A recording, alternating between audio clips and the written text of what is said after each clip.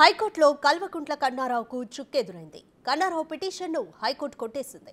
తనపై నమోదైన కేసును కొట్టివేయాలంటూ కన్నారావు హైకోర్టులో పిటిషన్ దాఖలు చేశారు. దీనిపై వాదనలు విన్న న్యాయస్థానం కన్నారావు వేసిన క్వాష్ పిటిషన్ను కొట్టిపారేసింది.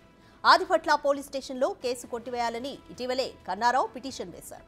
అయితే హైకోర్టు క్వాష్ పిటిషన్ను కొట్టేస్తూ నిర్ణయం తీసుకుంది. రైట్, మోర్ డీటెయిల్స్ మా ప్రతినిధి రాణా అందిస్తారు. రాణా, అసలు కన్నారావుపై నమోదైన కేసు ఏంటి? ప్రస్తుతం అయితే కన్నారావు వేసిన పిటిషన్ను హైకోర్టు కొట్టిపారేసింది. డీటెయిల్స్ ఏంటి?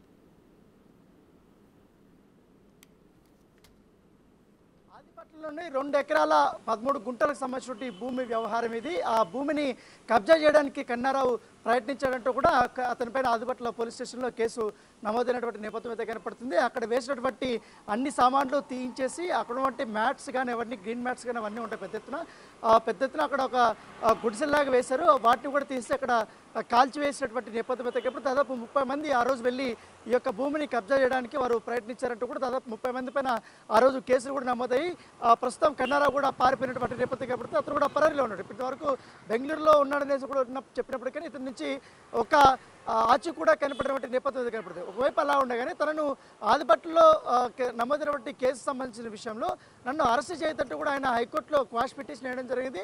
ఆ క్వాష్ పిటిషన్ పైన విచారించినటువంటి హైకోర్టు ధర్మాసనం ఇవాళ దాన్ని పూర్తిగా కొట్టేసినటువంటి నేపథ్యం అయితే కనపడుతుంది. అయితే 2013లో ఈ యొక్క భూమి ఏదైతే 2 ఎకరాలకు సంబంధించిన భూమి ఏదైతుందో వైఎస్ఆర్ గ్రూప్కి అలాగే సురేందర్ రెడ్డి అనే వ్యక్తికి మాత్రమే వాళ్ళకిద్దరికి సంబంధించిన వ్యక్తి. అయితే సురేందర్ రెడ్డి వైఎస్ఆర్ గ్రూప్కి జీపీఆర్ చేయించేశాడు. ఆల్రెడీ అడ్వాన్స్గా కూడా అమౌంట్ తీసుకుంటే అగ్రిమెంట్ కూడా చేంజ్ చేసుకున్నాడు. అయితే కొన్ని సంవత్సరాల తర్వాత అక్కడ భూమి వాల్యూ పెరిగిపోయినటువంటి నేపథ్యంలో మరీ తిరిగి నా భూమి నాకు ఇచ్చేసరి నేను మీ దగ్గర తీసుకున్నటువంటి డబ్బులు మీకు ఇచ్చేస్తానేసి వైఎస్ఆర్ గ్రూప్ దగ్గరికి వెళ్ళినట్టుగా మనకు సమాచారం ఉంది. అయితే వారు దానికి నిరాకరించారు. ఆల్రెడీ అగ్రిమెంట్ అయిపోయిన తర్వాత ఆల్రెడీ పేమెంట్ అయిపోయిన తర్వాత మీ భూమిని మేము ఏ విధంగా తిరిగి చెల్లిస్తామంటూ కూడా వారు క్వశ్చన్ చేసినటువంటి నేపథ్యం అయితే కనపడుతుంది. అయితే ఇక్కడే సురేందర్ రెడ్డి తనకు అప్పుడు బీఆర్ఎస్లో తెలిసినటువంటి ఒక నేత అలాగే లోకల్గా ఉన్నటువంటి నేత సజెషన్ మేరకు ఈ తేజేశ్వరరావు ఎవరైతే కల్వకుంట్ల తేజేశ్వరరావు బీఆర్ఎస్ అధినేత కేసీఆర్ కుటుంబానికి సన్నిహితుడు వారి కుటుంబ సభ్యులు అని చెప్తుంటారు.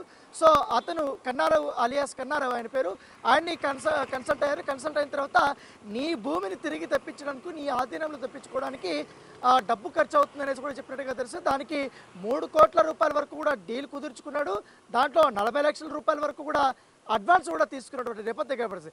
దానిలో భాగంగానే పెద్ద ఎత్తున ఆ రోజు వాళ్ళందరూ కూడా వెళ్ళారు. వెళ్ళిన తర్వాత ఆ భూమిని కబ్జా చేయడానికి వారు వెళ్ళినటువంటి నేపథ్యం కనపడుతుంది. అయితే ఈ వైఎస్ఆర్ గ్రూప్కి చెందినటువంటి ఎవరైతే శ్రీనివాసరావు ఉన్నాడో ఆదిపట్ల పోలీస్ స్టేషన్కి ఫోన్ చేయడము, వెంటనే పోలీసులు అక్కడ రంగంలోకి దిగడము, అతనిపైన కేసు నమోదు చేయడము, తర్వాత పరారీలో ఉన్నటువంటి వారందరూ కూడా పట్టుకొచ్చే ప్రయత్నం చేసినటువంటి నేపథ్యం కనపడుతుంది. సో ఈ కేసు అనేక రకాలుగా కూడా మనుపులు తిరుగుతుంది. కాబట్టి ఈ భూ కబ్జా కేసు పూర్తిగా కన్నారావు అలియాస్ తేజేశ్వరరావు మీద చుట్టుకుంటున్నటువంటి నేపథ్యం కనపడుతుంది. ఇప్పుడు హైకోర్టులో కూడా చిక్కెదురైంది. కాబట్టి ఖచ్చితంగా తేజేశ్వరరావు అలియాస్ కన్నారావు అరెస్ట్ అనేది తథ్యమనేది పోలీసులు చెప్తున్నారు. ఖచ్చితంగా ఈ 2-3 రోజుల్లోనే అతన్ని ఎక్కడున్నా కూడా మేము పట్టుకుని ఇప్పటికే ప్రత్యేక బృందాలు కూడా మేము పంపించాం. కాబట్టి కంపల్సరీ ఆయన ఆచూకీ కనుగొంటామనేసి కూడా పోలీసులు చెప్తున్న నేపథ్యం కనబడుతుంది. అధిక మరి క్వాష్ పిటిషన్లో కన్నారావు ఏమని తన వర్షన్ని చూపించారనుకోవచ్చు?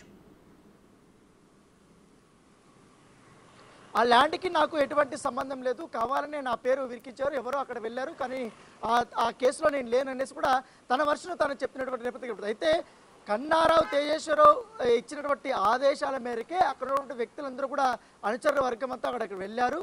ఆ భూమిని కబ్జా చేయడానికి ప్రయత్నించారు. అక్కడ ఉన్నటువంటి వాచ్మెన్స్ వీళ్ళందరినీ కొట్టారు. అక్కడ ఉన్నటువంటి సామాగ్రి అంతా కూడా ధ్వంసం చేశారు. ఆ చుట్టుపక్కల కంచె వేశారు. కాబట్టి వాటిని కూడా తీసేసి కాల్ చేసినటువంటి నేపథ్యం కనపడుతుంది. ఆ మ్యాట్స్ అంతా కూడా కాల్ చేశారు. అక్కడ ఉన్నటువంటి చెక్కలు కానీ ఇవన్నీ కూడా కాల్ చేశారు. పూర్తిగా తమ ఆధీనంలో తీసుకొని అక్కడ జెండా పాతడానికే వెళ్ళారు. సో ఖచ్చితంగా తేజేశ్వరరావు కూడా అక్కడికి వచ్చారనేది కూడా పోలీసులు చెప్తున్నటువంటి వర్షన్. సో అతను మాత్రం నేను లేనని కూడా చెప్తున్నప్పుడు కానీ అతను చెప్తున్నటువంటి వర్షన్ని ధర్మాసనం కూడా విశ్వసించలేదు. కాబట్టి ఆ క్వాష్ పిటిషన్ని పూర్తిగా కొట్టేసినటువంటి నేపథ్యం కాబట్టి ఖచ్చితంగా ఇప్పుడు ఆయన అరెస్ట్ అనేది తథ్యం అనేది మనకు తెలుస్తుంది. Right, thank you Rana.